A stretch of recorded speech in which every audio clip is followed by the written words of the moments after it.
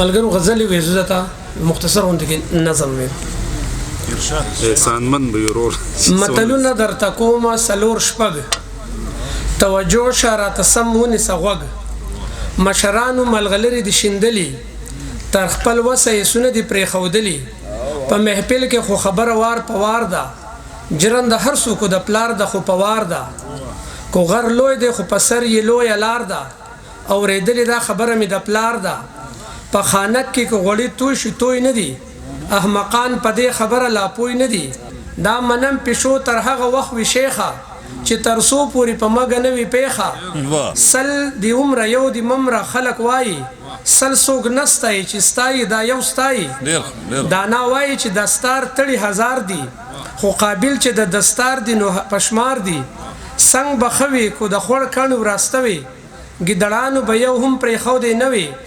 شپکو هر سو وی وګدا اخر سباشي دروغ سر خوري او ګټه د اختیار شي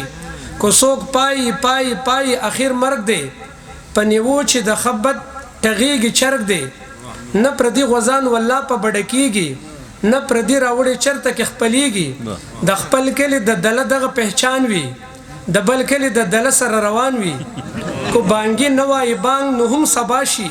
ته مولا په بانګ همیش مین جدا شي روزه نه ماته د خوار مولا په بانګ سوک او بو چرته بیلول شي پډانګ سوک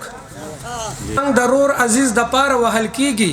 خو وینا د خدای د پاره ویل کیږي وجود ستړی خدای زړه ستړی خنه دی چې په دې هم نه پويږي نه دا څه دی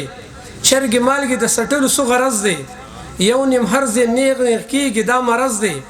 سل پاپړ یو لوړ ویل کیږي دا اختیاري حقیقت کله پټیږي هندوستړی خدای ناراضه ویل کیږي د اور سوي تل په اور باندې رغيږي ګرم هغه ځای کوم ځای کې چې اور وي د متل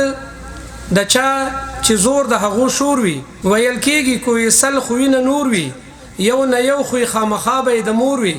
همیش پیغه پی کاروان پلار تیریږي نای سرخه ماشوم ورته جړیږي د نرزوی جړه زنګو کې معلومیږي نر سړی له بغیرت قتل کیږي مار بچوړې په اگای کې وجل غواړي د کمقل دوست نزان جوړول غواړي نه په پوزه تورول سوک انګر شي نه د میخي په ساتلو سوک ګجر شي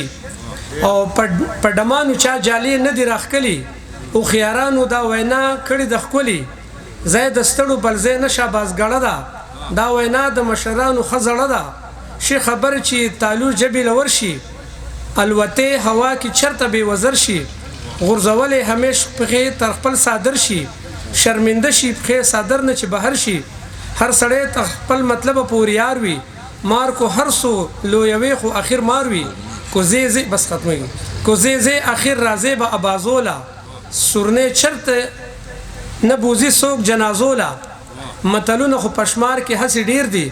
خو په دې وخت کې زما زن نور هیر دي ما سایم په کې کتاب هم دی لیکلې د خو کړي چې هر چا هم دل وستلې ډیره زیاته مننه ډیره شکریا